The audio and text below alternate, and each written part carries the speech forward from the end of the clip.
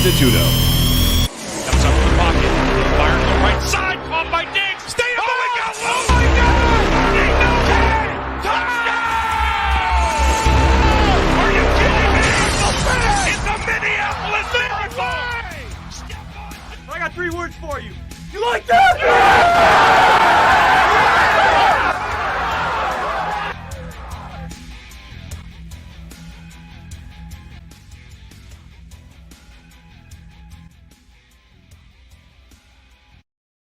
Welcome to the Rest Stop. It's Tuesday, February 23rd, 2021, and we're live in Las Vegas. Myself, Spencer the Wiz, joining you tonight. Got a good show. Make sure you stay tuned. Former Colorado Buffalo national champion, first-round draft pick of the Atlanta Falcons, Mike Pritchard, will join the show any minute now. And, of course, the big story in sports today, Tiger Woods, a car accident, in the hospital, 2 leg surgeries, pretty much put this sports landscape on hold to cover this story. So, of course, we have to get into that.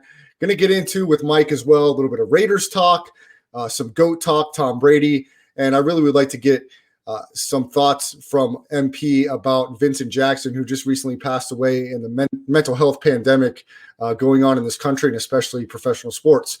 So make sure, if you're joining us, make sure to support the show. Download the Twitch app, www.twitch.tv/Chris Landry Football. The Rest Stop will be underneath there.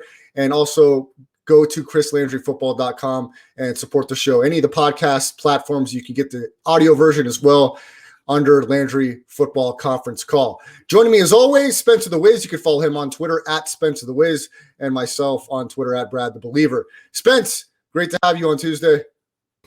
It's great to. It's always great to be here on this show. Always have a great time. Been playing a lot of our clips on my show, so you can actually bail me out when I'm trying to make up for time. Awesome. Well, without further ado, right on time as usual, as classy as they come. MP Mike Pritchard, follow him on Twitter at MI Pritchard. Former first-round pick of the Atlanta Falcons, Las Vegas local. You can catch his shows. He does multiple shows here in the Vegas Valley on 9:20 a.m. Raider Nation Radio. Pritch and Clay in the morning, and then Betting Across America in the afternoon on the Visa Network. Thanks for a couple minutes, Mike. Hey, no problem. Great to be here. Well, I wanted to start off with some talk about Vincent Jackson because it was in the news recently. He passed away so young, 38 years old. If any football fan, even as young as you, Spence, remembers Vincent Jackson, not that long ago was in the league, catching touchdowns for the Chargers, ended his career with Tampa Bay. And Mike, of course, a little bit of a pivot in the sports news because the huge news today with Tiger Woods' car accident.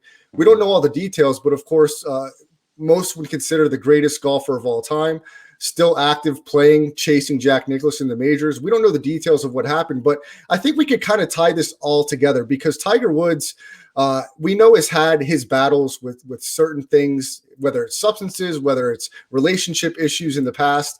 And to me, it all kind of ties into play. So the first question I want to have to you, Mike, is, are we doing enough as sports leagues and in society to address mental health as a whole? I can go through the laundry list of people that have been affected not only on the field, but off the field, some that have lost their life, from Junior Seau, Josh Gordon, who's been in and out of the field. Antonio Brown had his issues. The list just continues to go on. It's really becoming a huge issue, especially in the NFL. Well, it's in society too. I mean, I think we try to do enough. We try to make awareness or create awareness. We try to have centers. We try to educate. We also try to reach out. Mental health is one of those societal issues that it's got to be receptive. I think, and I don't know much about it, fellas. I really don't. Fortunate that it hasn't affected me from that standpoint, but I do want to educate myself because I know of people that might be suffering. You know of people that might be going through some trauma. So I'm definitely on the path of educating myself. So I think from that standpoint, maybe that's what we can do. As a society, just educate ourselves as much as we can. And then maybe we would be privy to some of the signs or get involved early enough before it's too late. And that's really the main purpose. I would imagine the purpose is like, let's get there before it's too late. And unfortunately, it's been too late. A lot of people have been too late, and people have passed away from it. There's definitely a big swirling around CTE with this situation, Mike, and that's a huge issue, especially in contact sports with the head injuries and in correlation with athletes at a professional level. A lot of times you'll hear guys talk about, especially on Twitter, I heard numerous guys, Ryan Leaf, Greg Camarillo, talking about players sometimes lose a little bit of purpose. Their identity is with the game of football and revolves around sports. Mm-hmm. Mike, how have you been able to navigate your life after football? And on top of that, have you been in a locker room situation where maybe you've seen somebody that really needed just an ear to listen to, someone to talk to, a mental health day where it's like, okay, I need to take a break here? And how did that really transpire in the locker room, and how did they get support from their teammates? Yeah, I mean, just last night, I was with a former teammate, just having a beer and watching the Knights game, and just hanging out. But he's going through some stuff personally with his family, and it was one of those times when you got time to hang out, and he did. And so I think it was refreshing, and that's what I mean. Like, if you can sense somebody going through something, somebody being bothered with an issue, it doesn't matter what it is really, but and just lend an ear or lend your time and reach out. I mean, that gesture right there, I think could be a difference making gesture. And make a lot of difference, because a lot of times I think people feel isolated, they feel confused, and they're looking for help, but they just don't know how to find it. So personally, I've never been involved with anybody in a locker room, but for myself, I've always used the analogy that football, whether it was a decade or not, was about an inch of my life, and I still had many more inches to live. So football was a part of me. It wasn't all of me. And I think that has helped me kind of cope from the separation of all that adulation and all that celebration and all that fame. I don't need it, right? And some guys, they thrive on the attention. I'll be honest with you. I think a lot of players, a lot of athletes, they get caught up in their brand and how popular they are and how famous they are, how much money they got. And a lot of times they get lost. But if you have some family and some friends, and certainly if you have other aspects of your life that you want to achieve and you want to aspire to, then that can also drive you as well. So for me, that's been an easy transition from being a professional athlete to what I'm doing now. Mike, when did you have that mindset? How were you ingratiated to that type of mentality that I'm going to prepare for life, not only with football, but without football and after football? Well, I think it was the fact that I felt like I stumbled upon football. Like I was heavily recruited. I was recruited by everybody, and then once I got to see you, you kind of get lost in the shuffle with some stars. Alfred Williams, Eric Bieniemy, Candace McGee, Greg Biekert, all these amazing football players, Darren Hagen. So when I got the attention that I was starting to get, it wasn't until my senior year. And then once I started getting that attention, that's when it dawned on me that, hey, I could have a professional career in the National Football League. But I was preparing to be a stockbroker on Wall Street, to be honest with you, man. I was going after an economics degree, and I had this my whole life planned out. And so football got in the way of that plan. So I detoured for 10 years, and then I got back on the original track that I planned out for myself as a youngster. Mike, I'm glad you mentioned your economics background, because I want to pivot into a couple of questions that are off topic.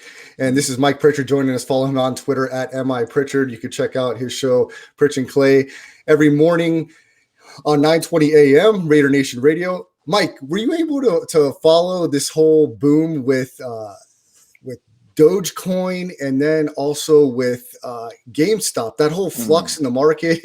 And did you have your eye on that? And that was pretty wild. Have you seen anything like that before? I have, believe it or not. I didn't participate in that stuff because I'm so busy with Raider Nation Radio and VSiN. So I wasn't able to participate in the short squeeze with GameStop and some others. I think there was a couple other companies involved with that, but I don't know if you remember the .com bubble in 2000. So in the year 2000, what happened was there was a .com bubble when you had Yahoo and all these .coms coming online and getting the IPOs and becoming public companies, even though they weren't profitable. And so I was in the midst of the rise and the expansion of the bubble. And if anybody mentioned the stock, it would go up, 2,000% in a day. It felt like that anyway. And then the bubble burst. And so the ride down was just as lucrative. So I was fortunate enough to be involved with a couple of companies that we actually seeded Google from a investment standpoint. So you get in on the ground floor there and you go through the IPO process. And that was fun. Those days were fun, but they were also a roller coaster. So you needed to be careful, just like everybody had to be careful just a few weeks ago. Spence, we might have to clip that one there of Pritch getting in on the seat of Google. That's impressive right there. Mike Pritchard joining us. Mike, let's revisit Super Bowl 55 in Tampa Bay. Tom Brady does it again, 7th Super Bowl victory in 10 appearances. And me and Spencer have been on this show talking about, the greatest athlete of all time. But I want to more so talk about how just the presence of somebody like a Tom Brady elevates an entire team. I'm a firm 100% believer in this philosophy. I can correlate it to so many things just in everyday athlete's life, just playing pickup game basketball. We got a former NFL player, Travis Taylor, that plays with us. And you're on the same team with a guy that played in the league. You're just step up your game. You don't want to look like a chump in front of a pro player. You want to prove your worth. And it's the same mentality of an athlete. Tom Brady walks into a locker room. He has a cachet, and you're not going to be the one to screw it up. Look how that offensive line played late in the season. These guys were dialed in. Am I going too far overboard here, Mike, or is there something to this? No, there's a lot to it. In fact, if you think about the entire year for the Buccaneers, they struggled. There were some games when they did not look like a Super Bowl team, and there was some close games in which, are they going to pull it out? Are they going to win this game? And I think what you're mentioning is the confidence and the belief that you can actually do it. And that's what Tom Brady brought. You had a bunch of very, very talented players in that Buccaneers locker room, but they didn't know their path towards the Super Bowl. They didn't know how to do it. They didn't know how to accomplish it. They've been told about it. Maybe there's a couple players on that team that have won a Super Bowl, like JPP and Ndamukong Suh has been to a Super Bowl, certainly. But Shaq Barrett has won a Super Bowl as a backup player behind Von Miller. But you didn't have that key player like Tom Brady, who was a leader and who was the beacon that was going to lead them to the promised land and win that championship. So I think the presence of a competitor like that made the entire difference, made all the difference for that football team. And we saw that at hot after the bye week. And we saw that as they believed against Drew Brees that they were going to win that game. On the road against Aaron Rodgers, they were going to win that game. And then you win the game in the Super Bowl. Even Washington, in the first playoff game, that was a little bit of a struggle. But once they overcame that first hurdle, I think it became easy for that team because they started to develop a high level of confidence. Mike, I think when we look back at this run of this year with Brady, his first year in the NFC, first year with head coach Bruce Arians and the Bucs franchise, and we see him go through a Drew Brees and Aaron Rodgers, a Patrick Mahomes, not him personally, but the team, it's going to really put even more historical value on this season. And the wild thing is, Pritch, is he's not done yet. He's still got more football left in him, and he's just building a legacy that's second to none. And I appreciate it. I know a lot of people have Brady fatigue, but I enjoy historical sports feats, and I don't believe we'll ever see anything close to this in our lifetime in football. I think possibly LeBron has an opportunity to start to build something close to this as far as championship appearances and championships go. But as far as NFL goes, you don't have 7 games in a series, Pritch. It's 1 game, 60 minutes. You've got to have your best effort and get the win. Well, first of all, he's going to be 44 this year. Think about that. What George Foreman, did he win a championship when he was 44 or something like that? One of those belts when George Foreman came back and was a big George Foreman than the earlier George Foreman. Think about any sport. Golf is different. I think we've seen the Jack Nicklaus's of the world win majors, in their 40s. Tennis, I don't believe there's been anybody in that sport. Basketball, look, you're not LeBron James, you're not a star, in your 40s. Baseball, yeah, I mean, we've seen Henry Aaron and others play into the 40s and play at a high level, but Tom Brady winning championships, playing quarterback in the National Football League, and going to be 44. I mean, it really is unheard of what he's doing right now. It really is. What do you think about the Bucs' chances next year? It's a tough NFC conference, and teams are getting better. But can he go again twice in a row? I think he can. One thing that we saw was, even though Tom Brady didn't light up the stat sheet, he threw a number of touchdown passes. I think it was 3 touchdown passes he threw in that game. So, look at the Buccaneers and what they were about. They were about that defense getting after Patrick Mahomes, but then making plays on offense and sustaining drives and capitalizing when you're in scoring position with touchdowns. And Tom Brady was very efficient that way. So they didn't really have to rely on him. So imagine if Tampa Bay gets to a point next year or this year in which they're a running football team. Okay, Tom, you throw the ball every once in a while, maybe 25 times a game. But we're going to control the clock because we got a hell of a defense. I mean, imagine that. And so with the talent that they have on their team, I mean, I absolutely see Tom Brady leading the Buccaneers to another championship. Pritch, let's pivot over to the AFC conference. And before we finish off with some Raiders talk, I want to talk about your old stomping ground, Denver, the Denver Broncos. I'm a little familiar with their new GM, George Patton, spent over 14 years in the Vikings franchise, the new general manager. Pritch, you probably know this, he turned down a lot of jobs before taking the Denver job. Last year, he was in consideration for the Cleveland Browns general manager position, turned it down. The Detroit Lions, the Philadelphia Eagles, he loves the fit in Denver. And I can't really blame him. There's a lot of nice young talent in the skill position for the Denver Broncos. Personally, I think Drew Lock should and probably will never start another game for Denver. That's my personal opinion. But I heard you talking a little bit today on VSiN to Mark Schlereth about the possibility of Denver acquiring Deshaun Watson. I don't know. George Patton is not going to give up a king's ransom for Deshaun Watson. He will try to be very meticulous and try to find good value if that's the guy he wants. If you were the GM, Pritch, is Deshaun Watson a guy that you'd be eyeing to take the Broncos to the next step? It's a great question, Brad. I think if you think about the Broncos' history, they have never won a championship with a quarterback that they drafted. So John Elway was a trade. Mm-hmm. Peyton Manning was, free agent after being released. It's not beyond the Broncos for doing something like that, pursuing Deshaun Watson. But I agree with you. Mark Schlereth on the show today was talking about that even with Deshaun Watson, the Broncos are still complete. And I believe that, they've been so thirsty and hungry for a quarterback out there in Denver that they think a quarterback's going to solve all their problems if we get a great one.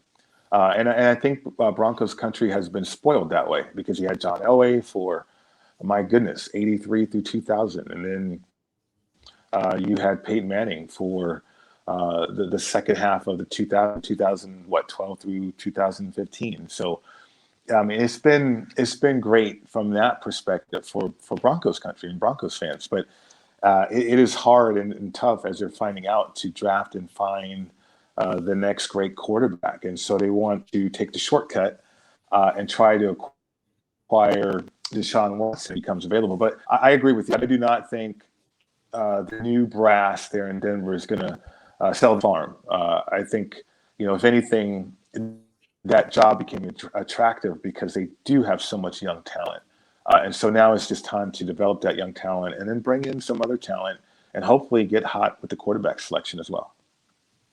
Pritch, last question about the Broncos. Vic Fangio, the head coach, of course, the media is talking about the relationship so far good between George Patton, the GM, and Vic Fangio, the head coach.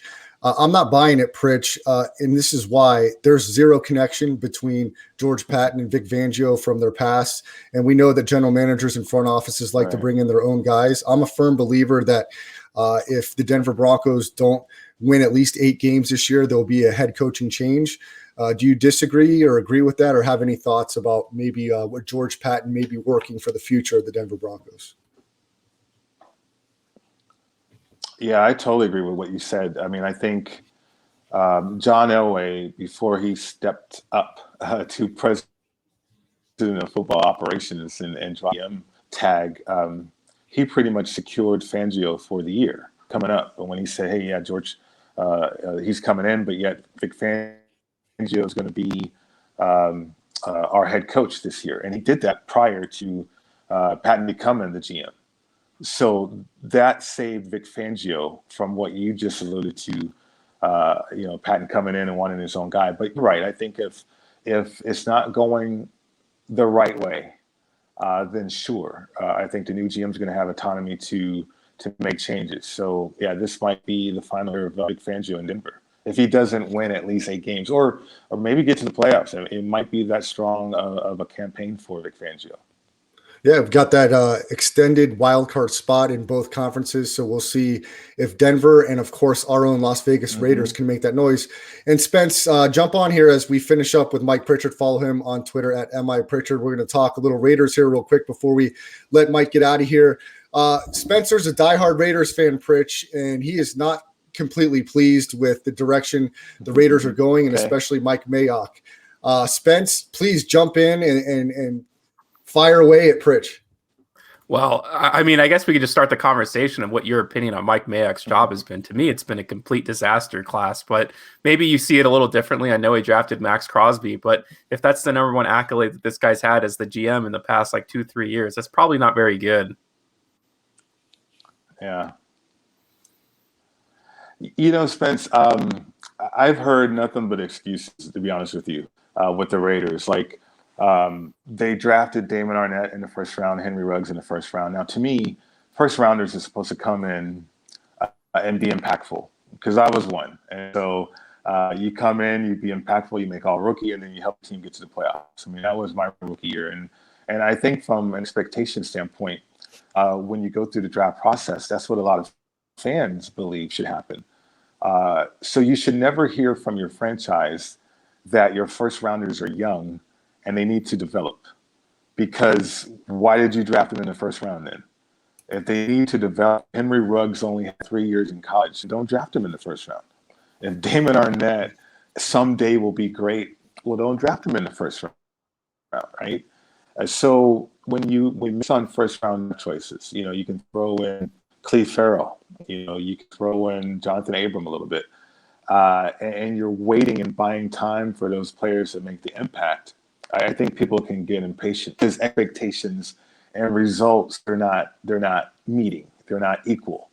So that's what the Raiders are going through right now. I think Gruden and Mayock have a plan, but the position about the plan, though, fellas, is that Raider Nation is running out of patience, because there's been one winning season in the last 18 years. Is incredible to think about. So they might be on a 4-year plan or a 5-year plan of getting to the playoffs, but I don't know if Raider Nation have patience to wait 5 years. I think they want results now. Pritch, that's exactly what Spencer thinks. He thinks that it's a 4 or 5 year plan. So Spence, it looks like you and Pritch could be reading each other's mind there. Yeah. No, there is no plan for the Raiders, in my opinion. Cleveland Farrell, Jonathan Abrams, Corey Littleton will probably not be on the Raiders in 3 years. The last good draft picks the Raiders have had, in my opinion, is Colton Miller, and he wasn't even drafted. He was drafted by John Gruden, or Mike Mayock wasn't on the team just quite yet. So I have one last question about the Raiders, because I do scouting through the first 4 rounds of the NFL. And I know who the Raiders should pick. I don't know if you've done any scouting, but do you have any opinions on someone who the Raiders might or should be looking at in the first round, or even if Devontae Smith maybe falls to them, should they take him or one of the impact defensive players? Wouldn't that be crazy to think if Devontae Smith did fall and the Raiders select him? Like, why did you draft Henry Ruggs the third, right? And Jerry Jeudy was right there, or Justin Jefferson, or somebody like that was there. But, and the thing about it, Spence, is most people that evaluated talent, those guys can run too. They might not run a 4.2, but how many times do you use a 4.2 in the National Football League? But can you get open? Can you create separation? You catch the football in traffic? So those are some of the things that Henry Ruggs needs to work on. And, you think those other receivers, they already possess that. So you might be right on that. I think from a draft standpoint, there's nobody that stands out. There's a linebacker from Notre Dame. His name escapes me right now, but everybody's been high on him. But I'm like, is he going to be out Corey Littleton? Is he going to be out any linebacker as a rookie? And I don't think he will. So to me, that 17th pick probably has more value if they trade down, or if they package it for a trade with some premium player that they can get on the defensive side of the ball. That's Mike Pritchard. Follow him on Twitter at MI Pritchard. And, of course, Raider Nation Radio every morning, 9:20 a.m. Pritch and Clay. Mike, I really appreciate a little time. Thanks for catching up. We'll get back with you on the flip side. Have a great one. Hey, you too. Enjoy the night, guys. Thanks a lot, Mike. That's Mike Pritchard, former national champion of Colorado Buffaloes, first-round pick in 1991. The Atlanta Falcons. Appreciate a little time from Mike Pritchard. Spence, jump back on here. I was a little surprised to see Pritch kind of along the same lines as you, saying the Raiders need a lot of work to get to where they want to go and where Raider Nation expects them to go. Oh, yeah. I mean, I don't think I like his optimism, the fact that he thinks they have some sort of 4 to 5 year plan. In my opinion, they have no idea what they're doing. I fully believe that they thought Clelin Ferrell, Jonathan Abrams, Damon Arnett would be good and ready day one. And of course they weren't. They were never ready. They weren't even supposed to be first round picks. Clelin Ferrell was supposed to, but he was supposed to go 15 to 20.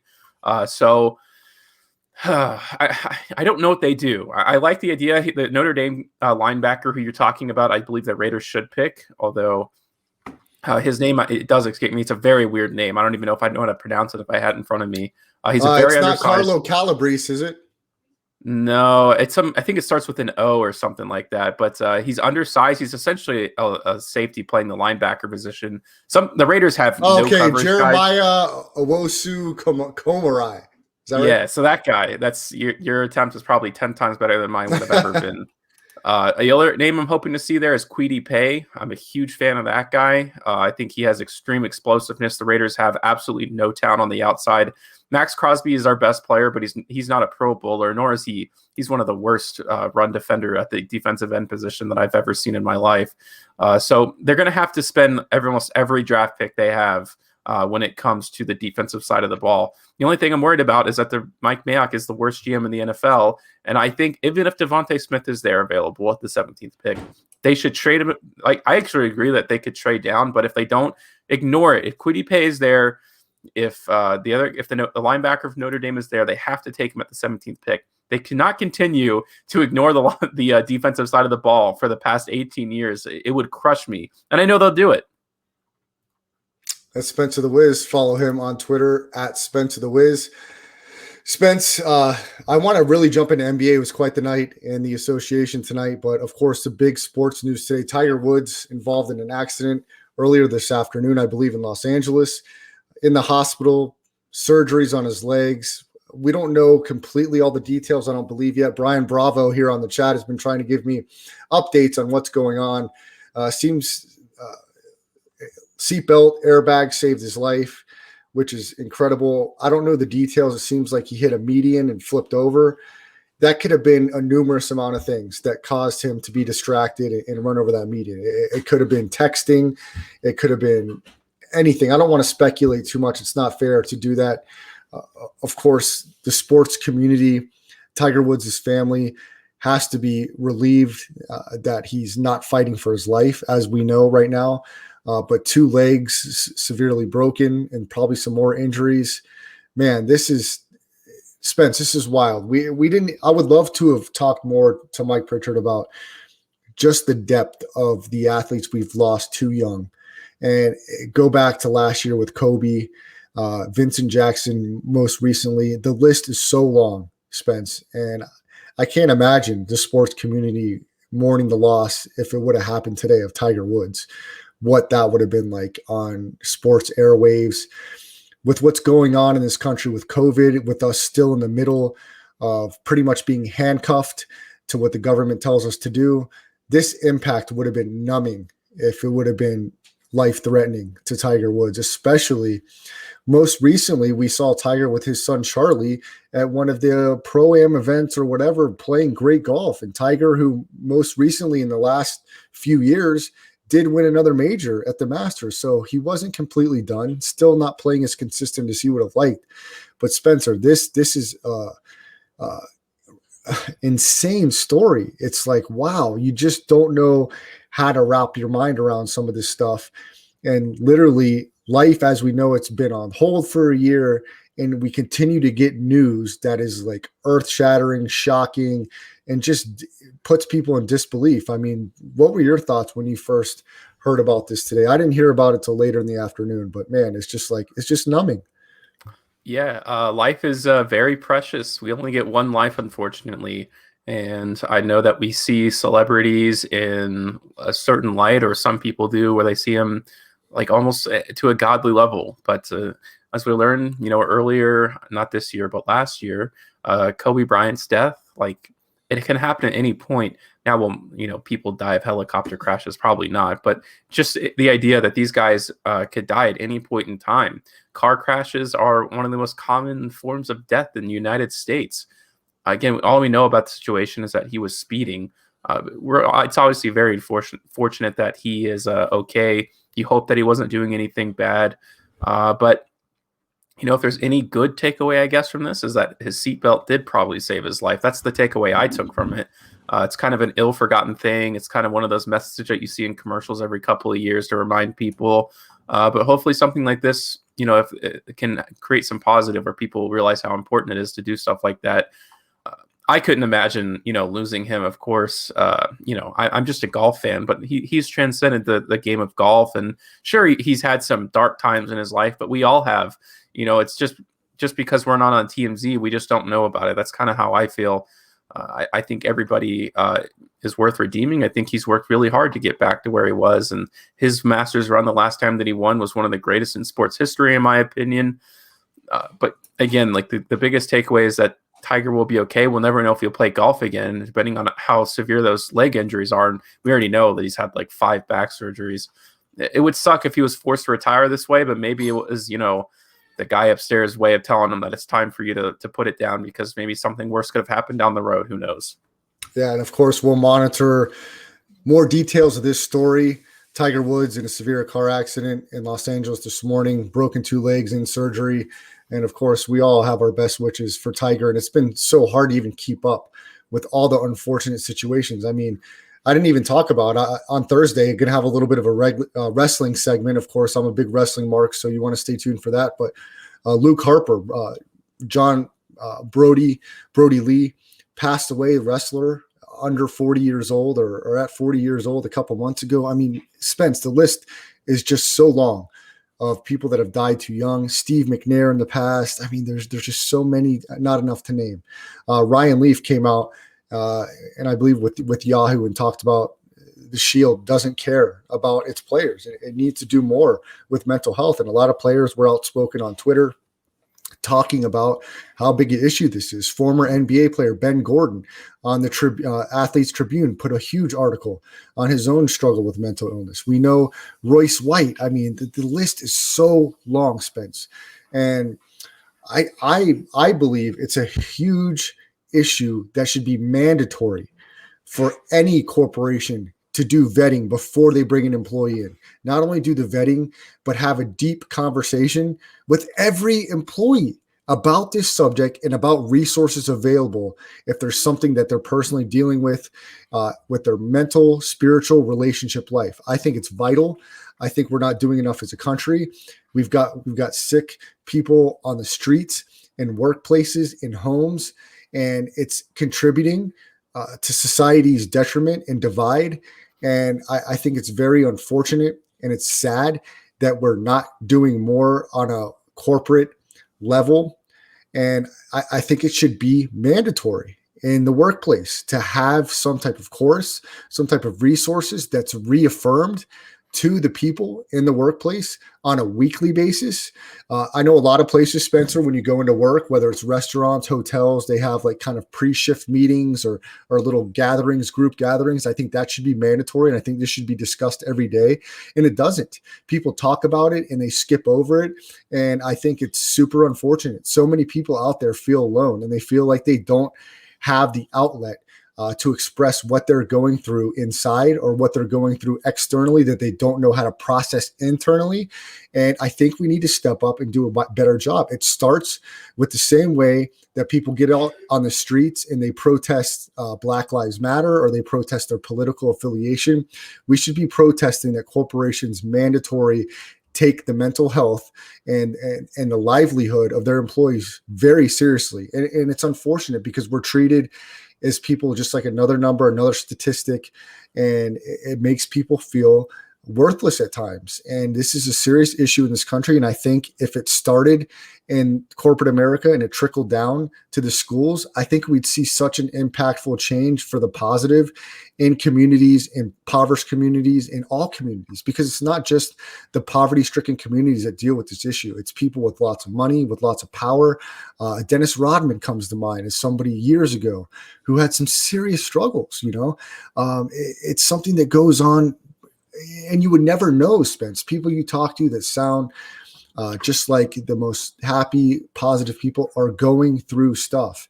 And I'm going to talk a little bit more about this in my personal correlation to where I'm at in life to this subject on Thursday's show. And I'm excited to get into that. And I know I'm a little long-winded with this, Spence, but it's something I'm really passionate about because it's really sad to see our fellow brothers and sisters continue to lose their lives and continue to struggle and feel like they don't have any support. Yeah, even in our own CCSD, I think it's called, the Clark County School District, we've had more like teen kid suicides than I think any other county in the country.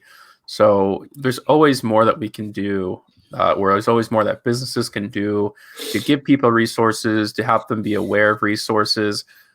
It's also even a more complex issue than that. Some people don't talk to anybody when they're going through a depression. So as much as I do agree with you and that there should be more talk amongst, businesses and schools about this, there's also a lot of stuff that we can do as individuals to help impact the mental health crisis that's going on in this country, because I believe there is one. For example, like I said, not everyone talks about it. I went through some really dark times, and I didn't talk to anyone about it, and it only made it worse. Now I know it's like, how could you possibly have helped someone like me who didn't talk about it? But if someone had maybe like touched me on the shoulder, even if I wasn't showing any signs of depression at the time, because I was pretty good at hiding it, if someone had just straight up asked me to my face, like, how are you doing? Like, are you feeling down right now? Like, what are you going through? You never know. I may have broken down. So I always like to look at issues like these from a standpoint of what we can do right now. Protesting on the street would definitely be one way to do it. But just even in your own home or your own friend circle, sit down with somebody and just have a quick chat with them. Ask them straight up. Are you going through depression? Are you thinking about doing stuff to yourself? We, especially because I think we have the biggest advantage, right? When I say we, I mean amongst our friends and family. When someone acts even slightly different, we'll probably notice it more than anyone else. And like that is some random person on the street, you probably wouldn't know if they're acting kind of funky. But if your best friend in the world was doing some slightly off stuff, it could be any number of reasons. Just ask them about it and have that dialogue. And then maybe if you can't help them with their issues, you can direct them towards someone that does. There are a lot of therapy options out there. I know at UNLV, there's free therapy as long as you're enrolled in school, which is awesome. I know schools have counselors, but you also have to remember that a lot of these things are very delicate. Not every therapist you go to is going to help you. So I think it's important for people to realize that it's going to be a long process before you find the right personnel to put around you to help you go through your depression, and that it's not, if your therapist is awful, isn't very good at their job, that it's not your fault. So as much as I would like this to be a 1 + 1 = 2 situation, it's actually some sort of like crazy theory, mathematical problem that takes a lot of going into, and we just have to try to make it better for ourselves and for our friends every day. And that's Spencer the Wiz. Follow him on Twitter at Spencer the Wiz. If you miss any part of the rest stop, we do go live every Tuesday and Thursday, 9 o'clock Pacific time. And you can download the Twitch app, or you can go to www.twitch.tv. We would appreciate the support on there, /Chris Landry Football. And of course, the audio version of the rest stop you could check out on any of the podcasting platforms, whether it's Spotify, Google Podcasts, Audio Boom, iTunes, whatever. Make sure you give us a like, subscribe, support, and of course my personal YouTube channel at Brad the Believer, or Brad the Believer searched on YouTube. Make sure you subscribe and like. Spence, I really appreciate what you added to that conversation there, and I think Mike said it well as well, talking about sitting down with friends, and really, like you said, you can kind of tell with the body language and with some of the eye contact and with certain tells and cues of friends and family what they could or maybe are going through. And you mentioned the delicacy of the topic, and it's really something to look through and study when you're wanting to know the right way to approach somebody that you may be thinking dealing with that. So utilize the resources we have at our disposal to gather information, whether it's YouTube videos or certain type of websites, or Spence, you mentioned the possible therapy that's offered for students at UNLV. So if anybody's listening right now, or they see this podcast and listen to that, please, there's also great avenues with friends and family, Twitter, people post stuff all the time, reach out to anybody and let's just have the conversation. Let's continue the conversation. We will on this show, and hopefully more corporations, more teams, more communities will also make this more of a priority than it is right now. Spence, let's transition over to the association. The NBA was fantastic tonight. I don't only want to hit tonight's games, but I'd like to hit some games from over the weekend and then yesterday as well. But we've got to start off with tonight, because the game of the night was the primetime game, in my opinion, and it was on TNT. The first game on TNT tonight had the Dallas Mavericks and Luka Doncic taking on Jason Tatum and the Boston Celtics. The Celtics blew a huge double-digit lead over the weekend to the New Orleans Pelicans. And tonight it was back and forth over 25 lead changes, and Luka Doncic was clutch with the last two possessions, hitting two super deep threes. And the last one, with the game tied at 107, Spence, gave Dallas the commanding and the winning lead, 110-107 with 0.1 left. Doncic was fantastic in those last two possessions. He finished the game with 31, 10 rebounds, and 8 assists, and those weren't easy step-back threes that he made. Those were huge, but they were all net, and this guy just continues to amaze and being a clutch performer. Yeah, so this is a multifaceted game with a lot of storylines, actually. So the Mavericks, of course, started off really bad, and there was a lot of criticism for the Mavericks actually Luka Doncic getting that shooting guard position for the All-Star game and the starter position. But tonight he proved that there's Damian Lillard deserved to be anywhere near him in this spot, just considering it, at least to me. So I actually thought about this when I was watching the game. You always have, you can have great teams, probably even the Utah Jazz might be a good example of all around, probably the most team-oriented, talented, but at the end of the day, because you can game plan, but you can't game plan for those last two shots. Players that are above and beyond the rest of them, like i.e. LeBron James, they do stuff that you can't plan for. LeBron James recently has been doing those very deep threes. When Luka Doncic hits two shots like that, that could be it. That could be the end of the series for Utah Jazz. Not because they did anything wrong. The Celtics did nothing wrong those last two possessions. In fact, they played incredible defense. The first shot over Daniel Tice, Jaylen Brown was fighting through screens. He forced him to pass it back out, and then he just hits it. So those unexplainable shots, those above all else superstars, at the end of the day, make some of the biggest difference in the world. And most of the time they end up winning championships, and that's why teams like the Utah Jazz don't. And Spencer the Wiz, I would have had a very healthy paying sports ticket tonight if it weren't for the late game in LA. I had the Mavericks money line, and I went ahead and took the Clippers under. and I had no shot as it was one of the highest scoring games of the night, 135-116. The Clippers win and cover, but the game goes over the total that I had at 233.5, closed around 236.5. And here's part of that reason, Spencer the Wiz. From the three-point line, the Washington Wizards were 11 of 20, 55%, 53.5% from the field, 47 of 88, and that's the losing team. The winning Clippers were 50% from the three-point line, 19 of 38, and 57% from the floor, 54 of 94. Paul George had 30 points and was 11 of 17 from the field, 6 of 7 from three. I mean, can I catch a freaking break here, Spencer the Wiz? These guys shoot their best freaking game of the year. I mean, there's no freaking defense going on in this game. I mean, I just needed under 234, Spence, and I could not get there. And that's with two 20-point quarters from the Washington Wizards. Yeah, I'll tell you why I stayed away from the game. And it's because I watched that full Brooklyn Nets Clippers game, a game that the Clippers had zero business losing. And I think that really upset them the wrong way. I think they saw a Wizards team that was feeling all high and mighty after beating the Lakers in overtime. And they just went out there and they got their revenge, because you just can't lose to the Nets without Kevin Durant. Their team is way too thin. And surprisingly, they cut like every guy who they just signed. Andre Robertson, Iman Shumpert were also let go today. Speaking of Brooklyn for just half a second, they seem to think that they have it all figured out, and maybe signing those free agents was the spark that changed everything for them. I'm not sure, but the Clippers are up and down right now. You know, they had a great win against the Utah Jazz the other night, kind of signaling that the Utah Jazz are not the best team in the West. I think those breaks need to be pumped just a little bit. Not that they're bad and not that they'll get bounced in the first round. But I think the Clippers and Lakers still hold that top spot. And, you know, the Clippers sometimes get hot. They have like the most talented roster in the league outside of the Brooklyn Nets. Spence, in a rematch of a game over the weekend, or actually a couple days ago, the Raptors won the first meeting. The Sixers get the rematch tonight in Tampa. They beat the Raptors 109-102. Tobias Harris had 23 points, 7 rebounds, 5 assists for Philadelphia. The Golden State Warriors won 114-106 over the Knicks tonight, led by Steph Curry's 37 points. Your mention of the Brooklyn Nets, Spence, James Harden, another triple-double, 29 points, 11 rebounds, 14 assists.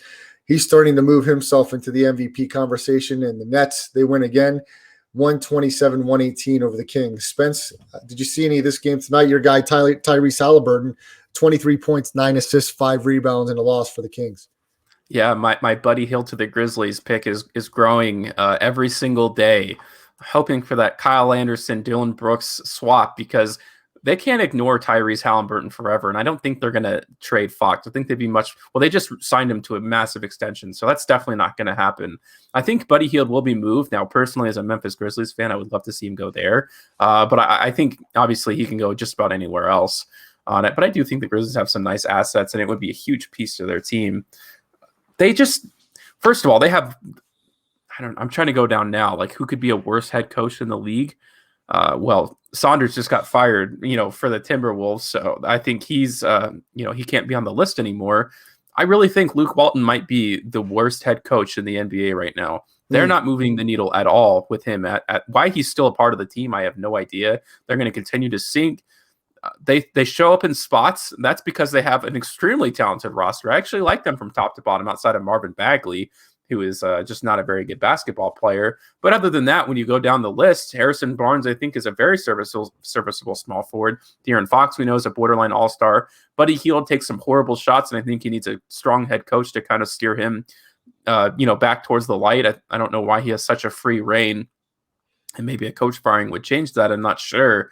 They just have a lot of work to do, and it starts, they had Vlade Divac as their general manager for a long time, and he, of course, ruined their franchise for the next 20 years by not drafting Luka Doncic, and I still think they're trying to recover from that. They've made some really nice moves, but they got to continue to move forward with this new regime if they want any success. This was an easy spot to bet on the Nets, because I don't even think the Kings have it in them to beat them. I think they did earlier in the season, like very early on. It might have even been before the James Harden trade. So I like to fade against them very often, actually. They're one of my favorite teams to bet against because for some reason they get short lines.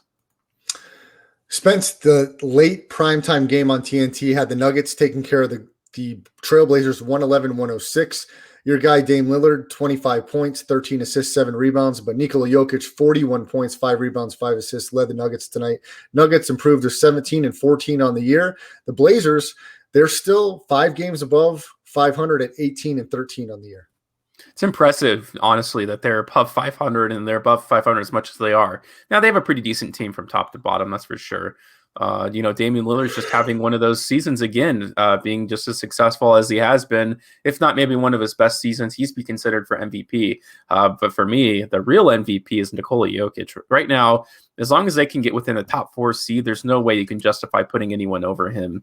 The way he's impacting the game, because most valuable player doesn't mean the best stats to me. I mean, I don't have a vote for MVP, unfortunately. I hope to one day as a media member. But you want to talk about value and most value. Jokic is the only reason that team wins any basketball games, because Jamal Murray isn't even playing well this year. He's had a 50-point performance this year. Now he's another 40 here. His assist ratio, it's just stuff we're not seeing out of the center position. Almost like a Marc Gasol, but if Marc Gasol, like at the very end of his tenure with the Grizzlies, was Marc Gasol's best years, technically speaking, when he started shooting threes at a fairly decent rate. So if you take Marc Gasol and you rewind time 10 years at that skill level, that's what we're seeing out of Jokic now. So in my mind, this is nothing we've ever seen. Out of the power forward position, you could say Dirk, although he wasn't nearly as good of a passer. So this is a unique player doing unique things. And I think as long as Jamal Murray remembers how to play basketball, which I think he will eventually, they are actually a legit threat, because in my mind, the reason they've lost in years past is because Jokic hasn't had the juice. He seems like he stepped up his game, and maybe he actually does have that now. I think he's already hit a game winner this year. It seems like he's really looking to make a difference, and was upset about the way they went out last year. Spence, I want to talk about a couple games over the weekend, and I want to start off on Friday, as I had a ticket on the Pelicans. And the Pelicans, we've talked about, they're just such a disaster, and I can't understand it. Lonzo Ball's having a career year. He is shooting the ball as good as he's ever shot it from 3. We're talking close to 40%. The Pelicans are only 12-17 on the year. They were up by 11 most of the game against the Phoenix Suns on Friday. They're outscored 41-12 in the fourth quarter, and they give up an epic collapse, and they lose by almost 15 points. What the hell's going on? Why you're up 11 points from pretty much wire to wire, and then in the fourth quarter, you're outscored 41-12. Well, we've talked about it, and to me, it comes down to one thing. Blowing leads like that doesn't happen when you have a real leader in the locker room, someone to rally behind. Eric Bledsoe and Steven Adams on paper were awesome additions, although I never liked Steven Adams because I feel like Zion Williamson has to play with spacers all around him, including at the center position. But Zion isn't, I mean, he's a celebrity. He isn't someone who's ever going to lead a team. Like LeBron James, I hate that he gets compared to LeBron James for a multitude of reasons. The only argument I'll accept is just raw athletic ability alone. But other than that, his teammates don't seem to care about him too much. He seems to be doing his own thing a lot. And we know he was a celebrity since he was in high school. He's like a gajillion followers because of the way he dunked. But the fact that they can't use him for passing, like his offense is get the ball at the top of the key and take his guy on. Now, he's very good and very efficient at scoring the basketball. And you could say the same thing about Giannis Antetokounmpo in my mind. Like Giannis scores a bunch of points, but in the half-court sets at the very end of the game, he's a liability. That's it. That's at the end of the day. I think you can go to him, but defensively, I think he gets lost on pick and rolls. I think Brandon Ingram should be the leader of that team, but he's a silent type. He's the Kawhi Leonard type, like I've said before. And they lost Drew Holiday. That probably was the guy who was going to keep it all together for him, and they traded him away. So this is what they're left with now, and they also have a head coach who I don't think should be head coach in the NBA, but that's their fault. They're going to have to stick with him for at least 2 years before firing him, which eventually they will do. I think he will survive another year because it's, it looks bad on your franchise for firing a guy 2 seasons in. So this is a mess that they have made for themselves. Spence, I want to go to this past Saturday's card, in which was, in my opinion, the craziest game of the day. The Charlotte Hornets beating the Golden State Warriors 102-100. The Warriors had this game in command, and a Draymond Green technical with hardly any time left allowed the Hornets to tie the game and then have the last possession. And it was a fourth quarter led by Terry Rozier, and he was incredible. hit the game-winning shot in the fourth quarter. He had 36 points, was 12 and 19 from the field, and 8-11 from three, and the Hornets got the upset in improbable fashion due to the collapse mostly of Draymond Green. Yeah, Draymond is just a buffoon, and I think it's starting to really annoy Steph Curry. Steph Curry didn't play in that game because of sickness that happened 30 minutes before. It was really great to look at my ticket and see that I bet the Warriors in that morning, and then found out that Steph Curry wasn't playing about 30 minutes before. Actually thought that ticket could have been a winner. But the thing is with Draymond Green is that it works when you have a complete team, when you have Klay Thompson hitting threes all the time, because he's a trash talker. That is his MO. He gets in people's faces. He gets technical fouls.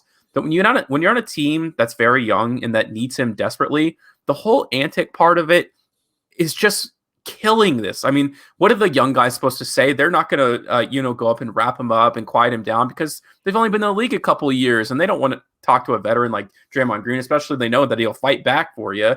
So if only he had the wherewithal to know that he has to adjust his little play style until Klay and Steph come back, then, they would be a much more successful team. Because I like Draymond Green. I think he does all the right things. I think he's a decent three-point shooter when he wants to be.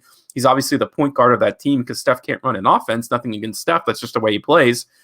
So he's the key to their success and their failure. And right now, he is driving them straight into failure lake. That's Spencer the Wiz. Follow him on Twitter at Spencer the Wiz. Any final thoughts before we sign off tonight, Spence? No, it's about all I got. Be sure to do a random act of kindness. That's what I said on my show Friday. I'm trying to keep that trend. Do a random act of kindness this week for anybody that you know, and then do something nice for yourself. There you go. And Spencer's show that he's referring to every Friday night, check out Delivering Sports with Spencer the Wiz. He's the host of that show. It's on KSHP 1400 here locally in Las Vegas, 7 o'clock Pacific time. Make sure you tune in Spencer's YouTube channel, Blue Milk Boys Gaming. And if you miss any part of the rest stop, check out the audio podcast version of the show on any podcast platforms, Landry Football Conference Call. Make sure you tune back into the show on Thursday. I'm going to have Braxton Selvey joining the show. We're going to talk some wrestling. So make sure you stay tuned. And a little church with the believer. So you don't want to miss that. Tune back in Thursday, 9 o'clock Pacific time, the rest stop. For Spencer the Wiz, I'm Brad the Believer. I want to thank Mike Pritchard. Thanks, Spencer the Wiz, for all his work. We'll see you guys back here on Thursday. Have a great night, everyone.